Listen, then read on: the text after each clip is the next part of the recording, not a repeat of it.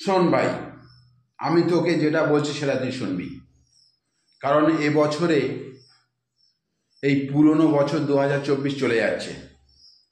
এই পুরনো বছরে স্বাগত জানাতে হবে, বোঝা গেল?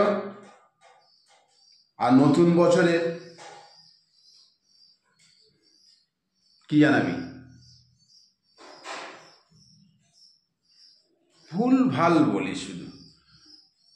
পুরনো বছরে বিদায় জানাতে হবে আর নতুন বছরে স্বাগত জানাতে হবে।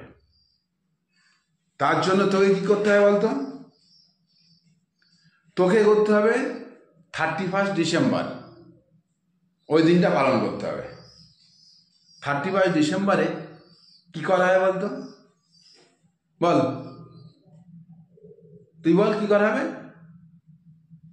বাজি ফাটাতে হবে। মানে এই রকমারি বাজি, বুঝছিস? রকমারি বাজি ফাটাতে হবে, বোঝা গেল?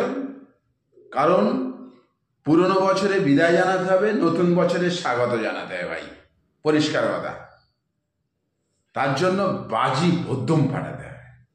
যত বাজি আছে বদ্ধম ফাটাবি, আমিও ফাটাবো। বাজি আনার দায়িত্ব তোর, আর কোথায় ফাটাবি সেই জায়গার দায়িত্ব তোর। বাকিটা আমি বুঝে নেব। আর কত কি লাগবে না লাগবে আমারে বলিস, ওকে ফোন করবো, ও এসে পয়সা দিয়ে যাবে। বোঝা গেল কি বললাম? বুঝেছিস? দুমদাম দুমদাম বাজি ফাটবে। কত আমার কষ্ট হচ্ছে তুই জানিস না রে ভাই।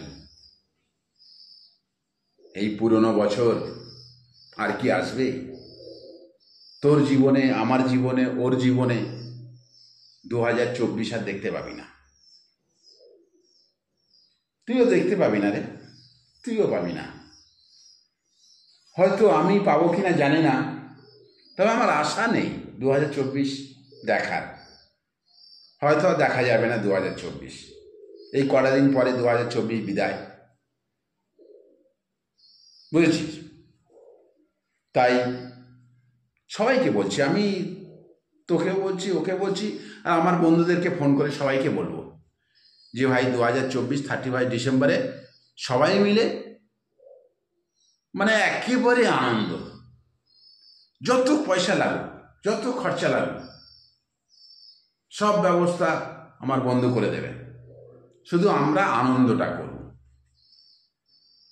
পারবি না? এইটুকু পারবি না? তুই পারবি তো? ব্যাস, ও তো সবসময় রেডি, আমিও রেডি আছি। কেউ যদি বিনা পয়সায় আনন্দ করতে বলে আমি কি আর করব না? আমি একদম জামা প্যান্ট খুলে আনন্দ করবো, হই হল্লা করবো। ঠিক আছে, ওই কথা ফাইনাল। হ্যাঁ?